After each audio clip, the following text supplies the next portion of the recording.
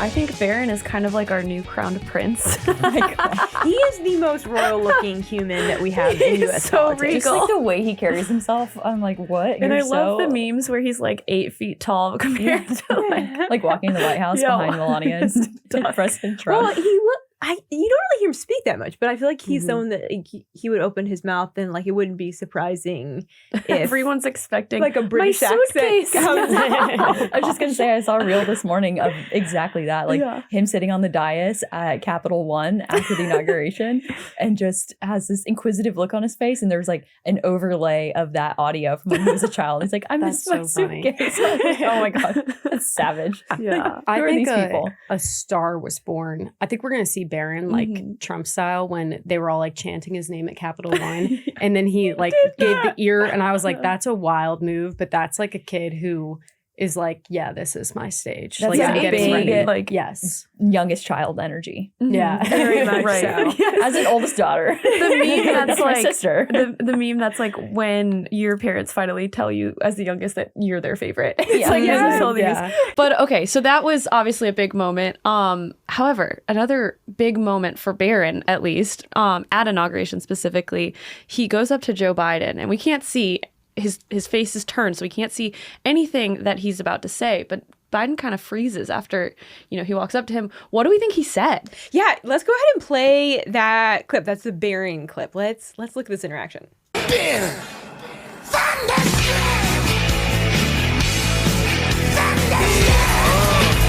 Okay, so there's lots of like caption this, only wrong answers floating around. I don't think it was probably anything that spicy, but the interaction is interesting, and Biden's face is interesting after the interaction. What do you guys think he said? Well, I'm like, you look at Barron and I think like what we said, this like crown prince, I do think that he probably just said something polite, like thank you for your service, whatever. Yeah, because also Kamala Harris's face doesn't look to be so thrown off. And to me, she looks like she would be the one who would react more. Having been around President Biden a decent amount over the last year, a lot of times his face doesn't always match up with what's going on around him. So it doesn't really like surprise me that he has this weird look on his face. He might just be surprised that Barron, maybe he's thinking what we're thinking, and he's like, it's not the voice I expected. Yeah, exactly. Barron, talk to me. That was immediately the first thing I thought too, like 100%. That's just Biden's face. Like that's just Yeah. the expected reaction in my opinion. But I'm just disappointed that because we don't have footage of his face, we won't even get a bad lip reading. Right. That's true. Like, Yeah. it won't even be any fun. Really, that is the tragedy of Inauguration Day. Right. The real tragedy. Well, for those joining us for the first time, welcome. It is wild. I feel like we've been talking about this day, the day of recording Problematic Women, the first one after Inauguration Day. It is great to be with you guys. I would love, Reagan, you have been with us. Is this your third time? Second. It just feels like you're a regular. Thank you. Yeah. But you have the coolest job that we're going to talk more about in a second. But just briefly, if you would, share what you do. Okay, so I'm the White House correspondent for the Daily Caller. I've been doing that for over a year, and so that was covering the Biden administration and being around Joe Biden and Kamala Harris all the time. And now it's the Trump administration. And part of being on the White House and what we do at the Daily Caller is we have a seat in the White House briefing room. We are on White House pool duty. So once a month, I'm assigned to kind of trail the president and record everything he does. And those records that I do go into the archives and are kind of stored away. And so yesterday, that was my day. I was the person who had to follow President Trump around and write down everything he did. There were some bumps the White House press office didn't even have their work emails when I walked in yesterday at 8 a.m. So sorting all of that out. But I've interacted with President Trump more than I already have with President Biden in just yesterday. Are you serious? Yes. So first day, Trump administration, like there was so much energy over the weekend. I mean, there's been a lot of energy since Election Day in this city, right? But Monday was the big day, the beginning of a new golden era for our country, which is super exciting. What was the energy like amongst the pool? So it is a complete in the last 2-3 months of the Biden administration, the White House briefing room was essentially empty. You could move up. Someone like me who sits in the back row could move up to like the third or fourth row because people stopped coming to the briefings. There was hardly anybody on campus, really quiet. You also never really love see that you call Biden it around. campus. Yeah, that is one of the terms that it's like, it's weird. It's like a little club kind of WHA. It's like a little sorority. Yesterday, there were just reporters in almost every single White House briefing seat, just sitting there typing on their laptops, waiting for a chance to, because you never know if the president's going to pop out. And I mean, Tom Homan walked through yesterday and people were able to get questions from him. Caroline Leavitt walked along what we call Pebble Beach. It's Media Row. Reporters, run up to her and are able to get questions. And so it was the most packed I've ever seen it.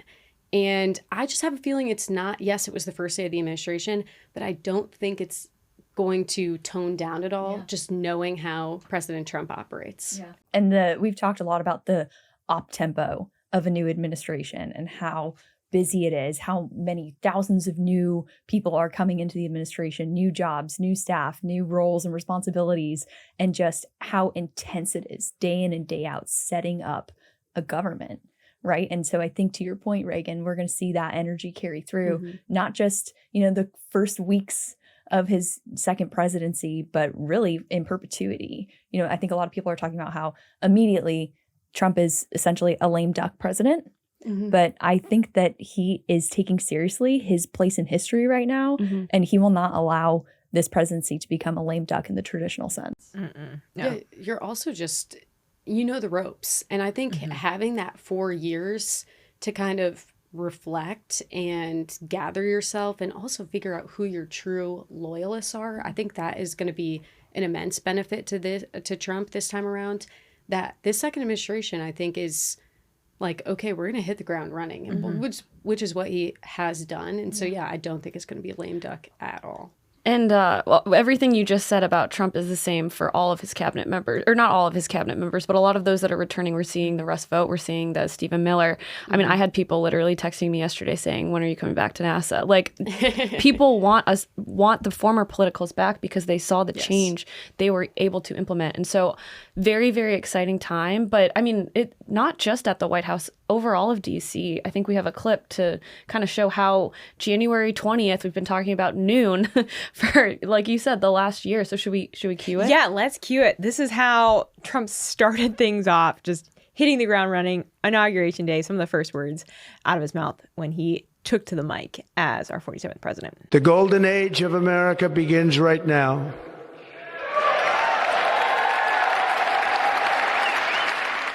So I love the reaction from the crowd in this, that he's like, we're entering this golden age of America, and everyone just starts applauding and clapping. Of course, this was a little bit of a unique Inauguration Day in that it was held inside, which at first I was kind of frustrated by because I had family in town and they were super excited to go to the National Mall and see it.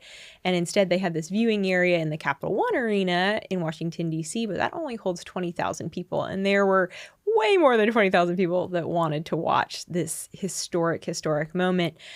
But it was freezing cold. And from being outside for like 30 minutes on Inauguration Day, I was like, oh man, I don't blame them for moving this inside to the Capitol Rotunda because it was very, very cold. But still great to watch on TV, even though we couldn't be on the National Mall. And a lot of things popped up. Like, I was so frustrated because the fake news media already, popping off. Variety said that Trump, I think, had fewer viewers than his last inauguration, poking at that, whatever they can poke at when it comes to him, which is crowd size. That's really the only criticism they can give him. But, I mean, bars were flooded. Bars that haven't been flooded with conservatives in 4 years. The amount of MAGA hats in Washington, D.C. It was safe. People were friendly. I mean, we had an event here at Heritage. I think more people were I think Trump did more for DC than Taylor Swift could have had she come, because there were so many people. Hot take. There were you're so right. many people. You're Like there were absolutely right. 20,000 seats in Capitol One, and that was awesome. But then when people started getting turned away, they went to the bars nearby. They went to bars in Capitol Hill. So it was epic. People are ready for this golden age. My favorite moment, I think, from his speech was going to Mars, because the moon's not good enough, right? Like, we're going to Mars. We're going to start establishing things there. I have never asked you, would you go to Mars? Absolutely not. Okay. No. You seem very excited about it. I No, thought maybe you it's a would. 6-month journey there. You can't get back for another 2.5 years because orbits are off for 2.5 Yeah, years. it would. Then it's a 6. Your I'm not life going for. would be on Mars. That's I like think. a college graduation right there. Like, no, I'm good. Yeah. You're not gonna give up like 3+ years. of your No, life I to am deploy to happy Mars. here. I'm happy here. Elon can do that. Barron looked excited about it too. Even if Elon Musk was like, Kristen, I need you. I mean, maybe. I need you on if Mars. Elon, if Trump, if any of them asked me, perhaps, but we'll see. But Yeah, some major moments. I think Trump, it was fascinating to see how, right as he was kicking off that inaugural speech, he kind of laid out briefly like, hey, we're doing this and this and this. Let's actually go ahead and roll that priorities clip. Our sovereignty will be reclaimed. Our safety will be restored. The scales of justice will be rebalanced. The vicious, violent, and unfair weaponization of the Justice Department and our government will end. Okay, so he kind of runs through really briefly his agenda. He gave so many long speeches on Inauguration Day. And then even after that initial inauguration, he went and I feel like fleshed out even more so among friends and supporters, like, hey, this is what we're doing. This is the speech. And these are my priorities. But what priorities? But what stood out to you guys from those initial comments, whether made in the rotunda or the speech he gave right after he was sworn in and moved out of the rotunda? I heard that, I read this somewhere on Twitter, that he wanted to say something in his initial speech about the pardons that Biden did seconds before Trump becomes president. But then Melania was like, please don't ruin your beautiful speech. And so I just think that's so funny. And that's like a good little anecdote. Right? Yeah, It truly. is. Maybe not that one. But Yeah. I am just constantly fascinated with Trump in these past 24 hours of how he has not run out of things to talk about. Like, I'm like, where is He's like, this has been building the for line? 4 years. Yeah. And I'm like, and then he goes and takes questions he gives these 2 long speeches. Then he goes and takes questions at the Oval. And then he, is talking while he's signing executive orders at Capitol One. And then yesterday he spoke for like 30 minutes on this AI infrastructure thing. And then he took questions for another 30 minutes. And I was like, this guy never runs out of things to say, which is and so to me, that's what's been standing out, because it's such a switch from President Biden. I mean, it's a hard pivot for you. Yes. To cover. I Right. was in the Roosevelt room yesterday with Trump when he was announcing this AI infrastructure bill, and he had 3 CEOs with him, and he invited them all up to talk. Also, there were no teleprompters in the room. He didn't use a teleprompter. He walked in with notes like these. Would Biden read always off of use a them. teleprompter? Yes, always. Just read notes like these. Let the CEOs talk. CEOs are talking. He butts in, oh, well, I want you to touch on the cancer thing, or I want you to talk about what this is going to do for hospitals, and like engaged, guiding them in the conversation. Which shows he's read up on it and is aware and like knows all the Yes. details. And I've just never, I don't want to, overemphasize how I think old Biden was, but when just the hard switch between them two, you really start to notice like Trump is engaged, he's paying attention, he's read up, he's smart, he knows the things that he's talking about. And I think it's a really great thing for the country. it's a stark contrast, businessman most of his life versus politician most of his life. Are you Yes. just following the talking points you're given, or are you asking questions and trying to make things better? It's such a stark contrast. But I will say, at Capitol One, and then Virginia, I have a question for Reagan. him, like, to your point, just it was almost like he was unboxing each of those executive orders and said, well, this is why this one's important. Oh yeah, like he's live reacting to the things that he's signing, but he already knows they're, coming, but it's like, no, this is American people, why we need this, which presidents don't normally do. So go ask your question. Okay, well, no. Well, I think let's stay on that for a second. I'll come back to my question for Reagan, but because it was entertaining to see Trump on stage at Capitol One in front of a crowd of 20,000 people with his big Sharpie signing executive orders. Let's go ahead. Throwing the Sharpies out to the crowd. I love it. People shouting, "Can I have a Sharpie, Mr. President?" LOL. Let's go ahead and roll the signing clip. Next item, sir, is a freeze on all federal hiring, excepting the military and a number of other excluded categories, again, until full control of the government is achieved and we understand the objectives of government going forward.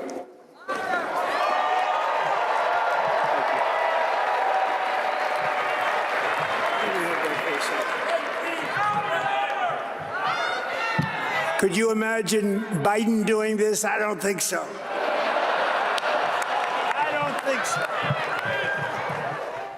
Okay, so just so incredibly epic. I mean, who thinks of these kind of things? Trump, right? He's like, I've said it before, I'll say it again. He is the master of marketing. He knows how to get a crowd excited. Like, he was in his element.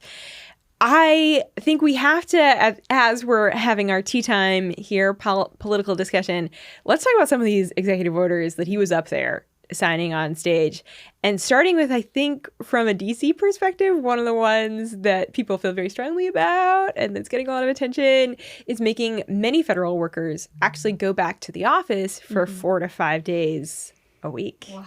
The horror. The horror! Wow. Federal employees have to work. Yeah. You have to go to it. Crazy. Just really, really wild. And I think, gosh, you look at 200 plus executive orders signed in a very short period of time. I personally was most interested, because I cover a lot of border and immigration issues, by everything that he rolled out on the border, executive orders relating to declaring a national emergency at the border. That unlocks a lot of new resources. Of course, we knew that Remain in Mexico, that was coming back on day one. We knew he was going to be, really tampering down on asylums and essentially closing the border until we can get our house in order, right? The most controversial, no doubt, among border is trying to end birthright citizenship for children born to those of criminal illegal aliens. This is already facing legal challenges. There's already been multiple lawsuits that have been filed against this. But within the 14th Amendment, there's this clause that's like, and subject to the jurisdiction thereof. And so that's what the Trump administration is pulling on, saying, okay, well, for those who have entered our country illegally, do they count as being subject to the jurisdiction thereof? Because they have not agreed to legally enter our country and to abide by our laws in any capacity. They broke the law. They broke the law in being here.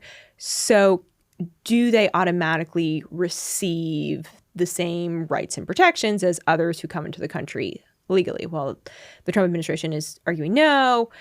In my opinion, this could rise all the way to the Supreme Court, and probably will. It's going to take a long time. Oh, absolutely. I mean, it's wildly popular because it's almost like we've normalized not properly implementing this amendment. You know, there's so many people that are so frustrated with the fact it doesn't. I mean, and it's caused such a ricochet effect. There's a parallel economy now for those who want to have their kids here. Like, there are Chinese families renting wombs, which causes not just an immigration problem, but also a family, nuclear family. So war messed on the up. nuclear family is what I'm trying to say. There's just, it totally takes away from the God-centered country that we've become. I'm so excited that he was so adamant about this, because a lot of people agree that if you broke the law, just because you have a kid here doesn't mean you automatically get all the benefits. And it's also going to discourage, the competition, this unrealistic competitive market that has been created because it's incentivizing people from other countries to come here on some sort of visa for a few years just to have a kid and just have their kids live off of it's just, this whole thing, as you peel back each layer, is ridiculous.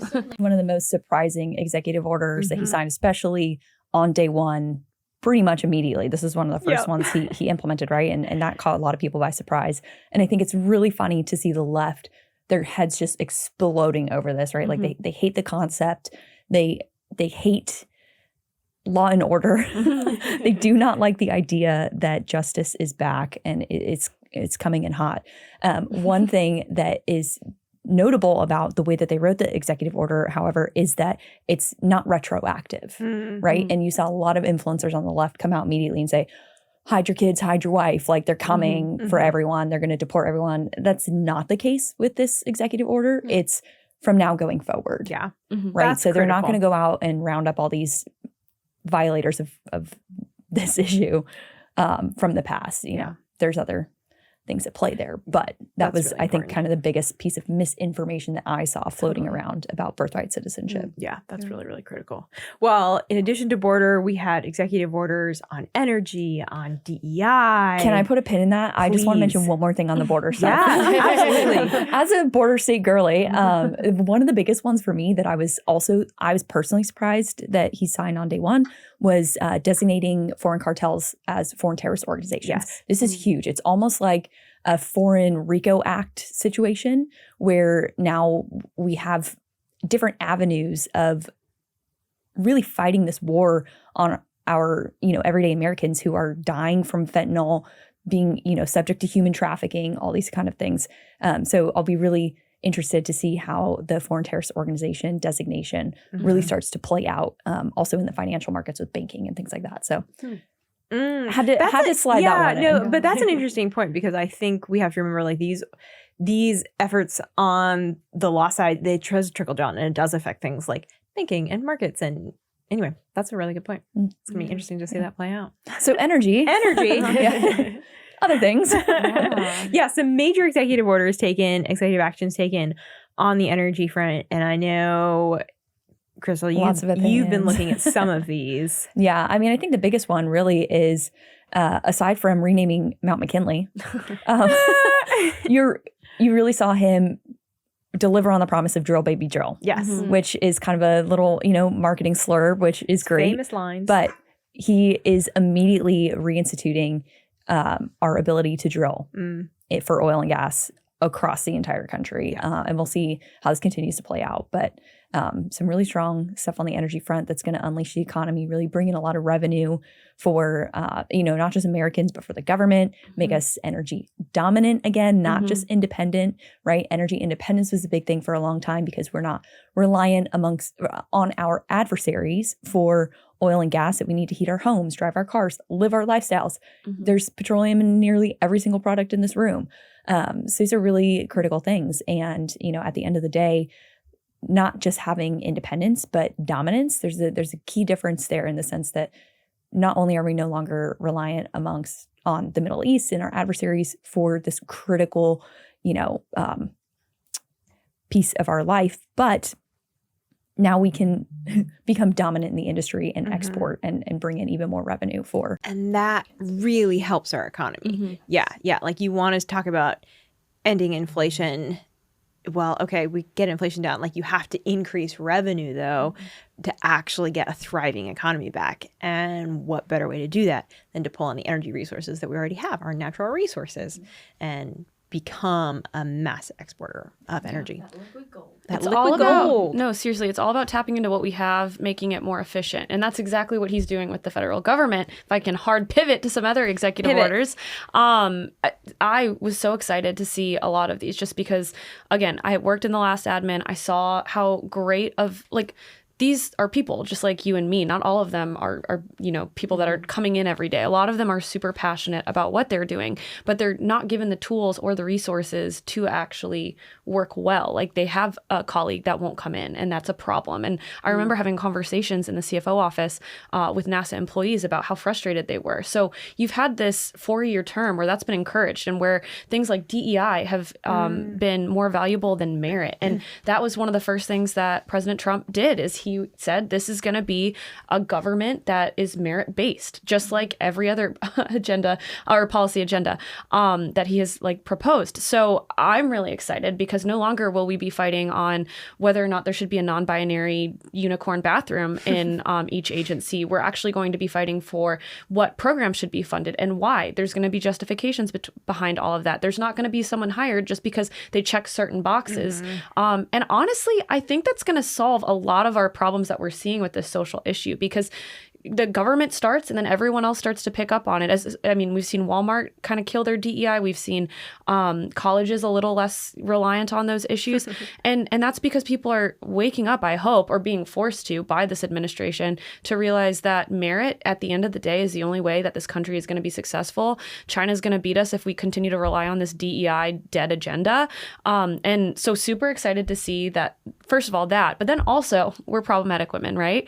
And the fact that an XY and XX chromosome are different and being recognized by our federal government is going to be huge. In the back. And I love how he put it in his executive order. I don't exactly remember what it said, but basically women will not suffer as a result of these baseless, non-scientific based claims. Like, we are going to trust the real science, not whatever Fauci's come up with today. And we're going to protect women who have suffered as a result of all of this craziness. So I'm really excited. I'm really, really excited to see how much, you unlock the government from these crazy tethers, and it, I think, can be way better. Who would have thought we'd seen the day where there's an executive order sign that says the official position of the U.S. government is that there are two genders, male and female. It's crazy that it's gotten to that point. This feels so Orwellian, but I'm glad that we're starting to unwind some of the nonsense. Exactly. Like, let's get the foundation back. But honestly, we need it after Biden decided another last minute thing, the 28th freaking amendment, erasing women, essentially. So it was much needed to do that. It was much needed. Reagan, what has stood out to you with this flurry of executive actions? There's first, my parents were in town for the inauguration. They were like, oh, can we do dinner or something? And I was like, you realize he's signing 200 executive actions. Love you, but no. And so I was up and I was thinking about this topic as I was walking in here, and I did kind of like a wrap for our site where I pulled out the best executive orders or the most important ones just to put a comprehensive list together where our readers could quickly be informed about what President Trump was doing on the first day. And I'm thinking, okay, like, I'll highlight 10. There'll be like 10 good ones, and then everything else will be a little like small beans, small potatoes is what we call something that's incremental.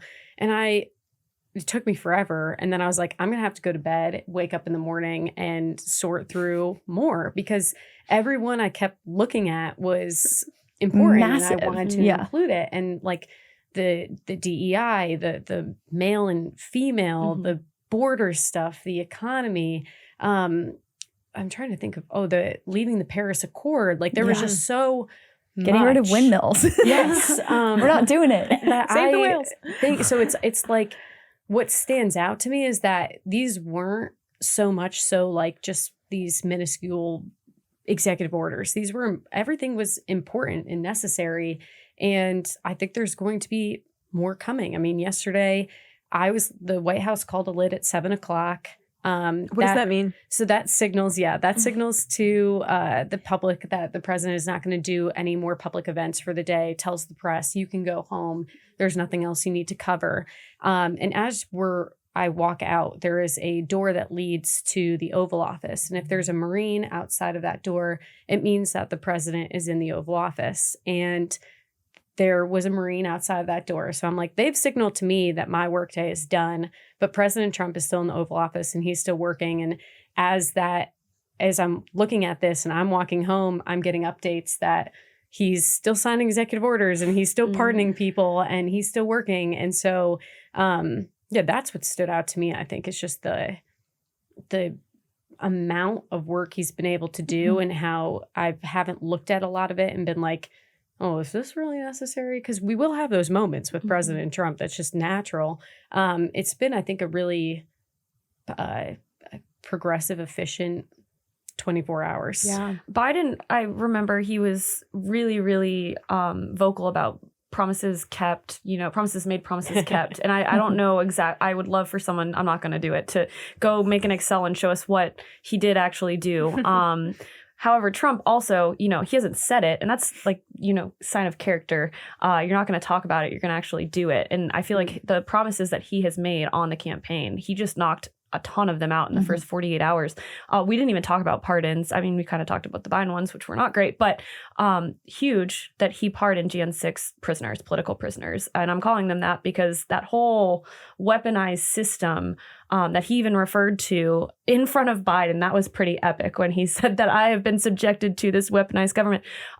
Which Biden agrees. Biden agrees that it's a weaponized DOJ. So it's like, that's fair game. Right. That's what he wrote in his pardon of Hunter Biden. So it's like, anybody we are can all call it acknowledging it. Yeah, exactly. Yeah. And then Trump, changed the lives of like 1,500, maybe a little bit more than that. And granted, there are people right now in the DC courthouse waiting for them to actually release those incarcerated. But I mean, huge win for them and their families.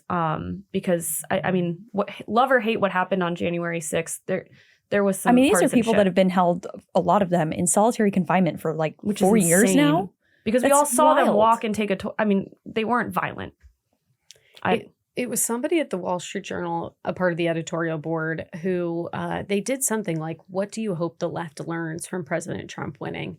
And I ended up retweeting it because it was like, I hope that the left learns that January 6th was not as important or damaging as they thought it was. And I think I experienced this a little bit last night. President Trump was being asked about some of the various 1,600 that he pardoned.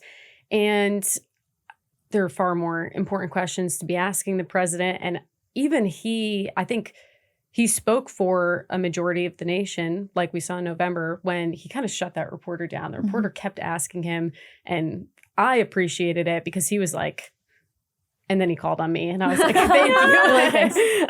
Yeah, and I thought that was a really symbolic moment, just going back to what was written in the Wall Street Journal, that, this was this really important threat to democracy, that was kind of the catalyst for that threat to democracy. Right? President Trump would not be in office, and so I think that's definitely a good thing that the left is going to have to kind of swallow over the next 4 years. Yeah. Reagan, a lot of our conversation, I feel like you've been sort of pulling back the curtain on what is really happening within the White House and this compare and contrast between a Biden administration and a Trump administration. What are other White House reporters saying? Is there chatter? Because, I mean, you have left, right, you have so many reporters who sit in that press briefing room from all outlets. Are they talking about these differences that they're seeing? Are they acknowledging things are changing? This is kind of wild. Well, I would say that these White House reporters have been acknowledging the changes during the Biden administration. And I talked to a lot of reporters who, and I've also heard this from, White House officials Trump White House officials when I was covering the Biden administration, how they had gotten, messages from media figures and outlets saying like, oh, you guys were so much better to work with. It was so much, we always got to talk to the president. But a lot of what I heard when I was talking or when I was covering the Biden administration was that people were frustrated with the lack of access, not getting to see like President no transparency. Biden. Yes. Yeah. And I have just a bunch of anecdotes where, one reporter came up to me one day when I was on pool and was like, we had done nothing that day. We literally were sitting there. I think we had a press briefing, and then they probably called it lit at 4:00 and we went home. And he said to me, a day like this would never happen under the Trump administration. We hardly ever went a day without seeing the president under the Trump administration. And it was great because we always had something to write about, and you always had a chance to ask President Trump about whatever question you were working on. And so in the last 24 hours, I haven't had a ton of conversations about the difference between the administrations, but I can tell you that the difference from the Trump administration to the Biden administration was talked about a lot. And I talked to a lot of reporters about that. And I also think another sign that media outlets know the difference between the two administrations is look at all the media moves and look at all the top-notch reporters who were kind of pulled off the Biden beat to go do something else to cover Trump world while Biden was in the office, who are now coming back to the White House and covering the White House. Like Caitlin Collins is the first person who pops to my mind. Like, she's back on the White House beat. And I did hear a lot of people say yesterday, like, this feels like 2016 all over again. And I thought that was funny because it's a lot of the same people. And it's also a lot of the same people who were in the press office beforehand. So that's kind of what I've experienced and heard over the past couple of days, weeks. It's like we pressed pause for 4 years. Yeah. Well, Literally. it's fascinating to hear because you do just look at a content perspective. Like, even for those reporters that don't agree with Trump on so many things, and maybe did agree with Biden on many things, you need content to work with and you need news to work with. And so just from that perspective of a reporter, I'm sure they're just so excited to be like, oh man, like We're working again. we're working again. Yeah. We're getting our hands dirty. We're actually doing the job that we've been hired to do. That's really exciting. I'll be curious, fast forward 6 months after, the lid's 7 or later for days and weeks on end, if y'all are still as excited about the workload. I mean, like, that's Those the 4 one p.m. thing. long days. I did say this to somebody the other day, and I was just like, I did enjoy like the rhythm I was in with President Biden, where it was like, wasn't Kind of totally mellow. strenuous, but it's really important, I think, as a reporter to like know that this isn't about the media hits and it's not about the Twitter followers. This is about representing, for me, it's, 20 million Americans who are quite literally the grassroots and spread across the Midwest and the West and the South, and taking what matters to them into the White House briefing room and asking President Trump those questions and asking Caroline Leavitt those questions. And so it makes it easier to do those long days when you are like, this isn't about my fame or my career. This is about, representing people who want to have a voice and be at the table in these decisions. So Yeah. Love it. that's my advice. service. Tell you when who's Literally, tired. thank you for your service. Well, we're going to play a game here in a second, but before we do that, just like a couple rapid fire news updates from this week, of things we talked about last week. So we talked about the Lake and Riley Act last week. Quick update on that. The Senate has passed it, an amended version. It's going back to the House today, Wednesday, and it is expected to pass out of the House. So if you're not catching the show until you're listening on a platform on Thursday, then in all likelihood, it has already been passed through the House, that amended version, and is on his way for Trump to sign it. We also saw that Senator Marco Rubio was indeed confirmed unanimously in the Senate to be the next Secretary of State. That was wild to see, like 99 votes. Yes. Love it. So those are continuing to move forward. We saw Kristi Noem have her hearing. She looks like she has a clear path forward. And really, among all of those folks who are having their hearings, their confirmations, it looks like, for the most part, they all have a pretty clear path forward to be confirmed. RFK remains maybe a spicy one that will face some opposition. Maha, who will I be heard following that. Hegseth, his vote might be Friday, right? Yes, Yeah. I think So potentially at like 10 p.m. or that's something. insane. I don't know. Let's get him confirmed. I think we're all going to be working late. Yeah. So. But yeah, I think he has a clear path forward. So we will, of course, be following and keeping you all up to date. And if you want to stay up to date in a more so minute-to-minute or day-to-day fashion, you need to check out the Daily Signal's Top News in 10 podcast. Every single weekday around 5 p.m. here at the Daily Signal, we release a 10-minute show. It just gives you a really quick rundown of, hey, this is the news of the day. These are the big stories to be following and watching. So if you want more news and content, especially as Trump is keeping all of Washington, D.C. and the United States very, very busy with lots of actions, check out Top News in 10 from the Daily Signal. But let's go ahead and play some games here. Okay. I'm excited about this. Starting with Executive Action Game. Well, I feel like I should have included, this is full transparency, I feel like I should have included like real ones because like how are you going to know like real or fake? Okay. But Okay. nevertheless, I think they're kind of funny. Also, Okay. it was really late at night. So maybe they're not. Wait, so they're all fake. You have to decide whether these are real or fake. Okay. But we already talked about so many of the real ones. Oh, got it. I see. Yeah, I was I like, was please, again, just showed late your night. hand. Yeah. I'm so tired. I was like, look at the game. Fake. And, So or the game like, is real or fake. Executive action. real or fake-ish. Also, like, maybe like what's the over-under on whether this actually could be a real thing, Ooh, yes. or if it's an idea you would support. Let's do it. Okay. I kind of like that angle. I Okay. like that as well. So the first one is the mandatory gold plating of all federal buildings. So it requires the immediate renovation of all federal buildings to match the aesthetic of the Trump Towers, complete with gold-plated escalators and potentially 20-foot Trump signs. So that I'm sure that's fake because we would have heard the media squawking about this, Yeah. but Yeah. also like would be hilarious and like that would be so Trump. I don't know, like it's- gold, make it all gold. I think it's fake, but he did sign an executive order that's about something about classical architecture, which I think is great because my boyfriend will drive when I'm coming back from his house in Arlington. He'll drive down. I live on Capitol Hill, and I'll go ugly at all the federal buildings that are just they're terrible. rows and rows of windows and just like a Yeah. cement box. Yeah. And it's beautiful to have buildings like the Capitol Yes. everywhere. Our Yeah. good friend Jeremy Tate from the Classical Learning Test posted on Twitter yesterday or this morning a picture of the Department of Education, which Yep. is by far one of the ugliest buildings in Not all as of bad as DC. HUD. Yes. I don't know. It's pretty bad. But he was like, what should happen to the Department of Education once it's eliminated? You know, like once it's gone, what should happen to the building? So Torn I down. don't know. Tear it down. Torn down. Yeah, I mean, it Plate it in should gold. be there should be some sort of order about just like renovation because a lot of these buildings, at least some of the ones in the States, have like terrible asbestos. I can't say that word. Asbestos, and just like other issues. So wouldn't mind that being a priority. Plate them in gold. Okay. The next one is the establishment of the Department of Winning.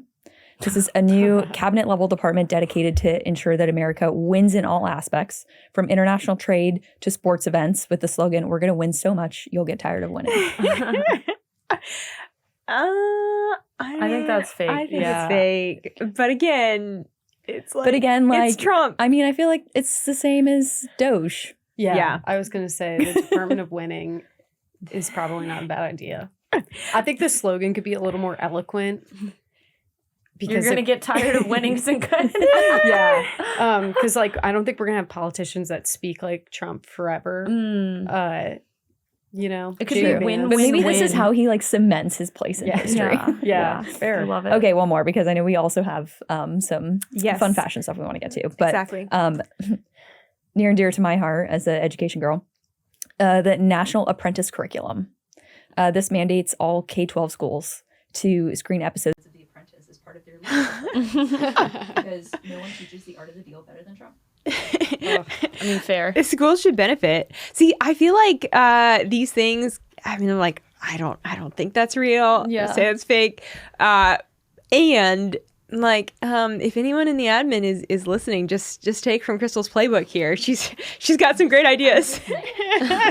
As long as they don't violate the Hatch Act, we're good. Exactly. Oh, that's too funny. Well, it is like when you hear those, you're like, oh, that could be real. Win, win, win. Let's do it. Babylon Bee or like not the bee? Literally. Well, one of the most entertaining, enjoyable things of Inauguration Day was the fashion. Yeah, we had some definitely. high fashion turnout, which we all knew was going to happen. So I'm going to run through 8 different lovely ladies from Inauguration Day. We'll pull up these pictures here. And we can decide amongst ourselves who we think was best dressed on Inauguration Day. So hard. Yeah. This is like the best part about Inauguration Day, though, is like the pomp and circumstance. Yes. And obviously getting President Trump sworn in, Vice President Vance, obviously top of the list. But yes. I think like tradition and the just beauty of the ceremony and the day and the processions, like it's just, we don't have much like that in the United States. We don't. We No. don't. So we have here, first up, can all see the lovely green, is the hat I Yeah. thought was so classy. Channeling like Kate Middleton vibes for me. Yes. A bit. I Yeah. agree. It was very, very Kate Middleton. All right. Next up, here we are. Now this one is a little hard to get the full picture of the coat, but it's long. It's long Yeah. coat, long dress. Yeah, I do Laura love Trump. those jackets. I think it's a really great Yeah, the first, style, of course, so- sorry. Yeah, the first I should have said was Ivanka. Yeah. This is Laura. Very chic. I thoroughly enjoy those silver buttons. Like, that's classic. Can we talk about this? Usha, I the loved the pink, the problematic women pink. Yeah. She pulled it out. And the boots too. I had not seen the boots until I saw this picture. I keep hitting the mic, sorry. The boots are But super it's like, cute. oh my word, the boots. That's one thing I noticed yesterday being around a lot of the women in the White House is they're wearing boots like that. And I think that's very in right now, especially being warm or being cold outside. Those boots are totally in the Trump White House. I had to throw this one in just because it's Just the way she looks at her. I know. iconic. And like her daughter's little The coat, Band-Aids. the Yes, I know. Band-Aids and like the little red coat. That's how they got them to probably just like chill, right? Like, Yeah. yeah. do She's whatever you already a want. master negotiator. Yeah. Yeah. And the Vance Crushing kids really like stole the show. I'm Yes. They really not did. gonna lie. All right, here we go. Yeah. Ugh. Melania, the hat, the coat, the heels. Yeah, the heels. So funny that Trump was like, Melania's going to kill me, but her feet are killing her right now. Chic in chief. So chic. So chic. Okay, here we go. Tiffany Trump. Nice. She had a lovely blue, looks like blue velvet. Velvet, yeah. She's Love also velvet. pregnant, so like Oh, wow. Yeah. Glow. Yeah. Like good on Love it. her. Yeah. All right, a couple others. Christy Nome kind of brought back Melania's blue Oh, yeah. from I the do first like that blue a inauguration. lot, yeah. It's like, all right. I'm glad too that they didn't just like, we're Republicans, we were red. Yeah. Yeah. Exactly. We own all the colors. And then last but not least, I love the neckline on this from Stefanik here. It's very, very classy. So I know who I am voting for as let best Reagan go dressed. first because she but saw some of these in real life. Yes, in real life. Well, first, I'm going to share a little anecdote Yeah, because I was please. thinking about this as I was looking at all these people. I was speaking to a member of the government. I don't want to like share the name because it was at one of the various balls and parties over the weekend. And she told me, very well dressed, she thrifts everything she owns. And that the Wow. most expensive, okay, she didn't share the thrift stores. Oh, Poshmark was one. Poshmark's good. And Nordstrom Rack, which can be a little pricier, but I use Nordstrom Rack with the sale rack. The most expensive dress she'd bought all year was $80. Wow. My God. That's her. And I thought that Impressive. was very Well done. interesting and really cool to hear because I also like to thrift just to avoid being made in China. And like, I feel better if it's made in China. I'm not like originally buying from China, whatever. I also think you find great steals, but I was like, that's really cool that that's something that she does, especially when you see all these beautiful looks and you think I can only achieve that if I have a bunch of money. It's no, they are literally, there are people who are just They're people thrifting. too. Yes. Best dress. I love the velvet. I'm just going to go with Ivanka, I think, mainly because I also just loved her outfits the entire weekend. Yeah. Like the jacket that she had on to Arlington, like all of these looks are very simple and they're very chic and there's not a ton going on. And I think that's it's just really beautiful. You don't need like a million layers and stuff. I think she just has a lot of poise. And it was good to see her again. Yeah. You know? I missed her. Yeah. Yes. Okay, Crystal. Okay, I'm gonna be so basic. I have to say Melania though, because this is a woman who's a supermodel, like Yeah. magazine covers, runway model. Like she could wear anything and pull it off, frankly. But she went with this just beautiful, simple, understated look. The hat was the perfect accessory. Like it just gave it this edge that was very like Cillian Murphy. Yeah. Just like this edge. It was serious, but it was still chic. It was just gorgeous. Like, Yeah. Very, very classy. can't top it. I was interested because I was like, okay, I love the look, but I wanted to see her eyes. I think that was my one complaint with the hat. Yes. Like I could agreed. really only see like mouth down most of the day with rare occasions. And I posted that picture of her in the hat on the Problematic Woman Instagram, and a lot of you commented that same thing of like, love it, classy, but wanted to see more of her Who face. needed a hat was Mark Zuckerberg. Yes. We don't want to see So her hats true. anymore. No. Maybe some yeah. blinders. Yikes. What about y'all? I mean, I'll never vote against a Trump ever. So I liked Ivanka's outfit as well. I think throughout the weekend it was incredible. But I also am going to give runner-up to Noam just because that dress was such a beautiful color. It fit her perfectly. It is something I would wear. It fit her perfectly, and I just love the homage to Melania circa 2016, 2017. So such a good color. Yeah, beautiful. Yeah. I have to go with Usha Vance. I mean, the pink. And I love that she was smiling all day. She has a beautiful smile. Absolutely beautiful. She radiates, and she was so full of joy, so composed all day, and I think it says a lot about how maybe prepared in some ways she is for the role that, you know, for most of the Trump family, they've been in the spotlight for a very, very long time. And of course, Usha's been a senator's wife, but this is a whole other level. And she just seemed so full of joy and excited to be there and just looked phenomenal all day. And pink, guys, pink. Yeah. Absolutely loved it. So, wow, lots of great fashion. We didn't even get to all the ball dresses. No. This morning I was like, did we include those? I was like, no, we can't. That's going to be another 30-minute conversation. But for all of you who joined us today, whether on YouTube on Wednesday, on Rumble on Wednesday, throughout the week, on any podcast platform on Thursday, thank you for joining us.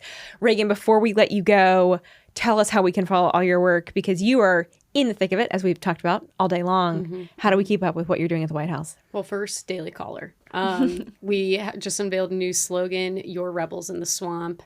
We really want to represent, the little people, the real Americans. So you can find me on the Daily Caller website, but I'm on Instagram and Twitter. It's just Reagan, spelled like the president, Reese. And I think there's an underscore in there, but if you look up Reagan Reese, you'll find me. Yeah, that's where you can find me. I love it. Well, cool. Kristen, Crystal, thank you guys. Yeah, have a great week. You too.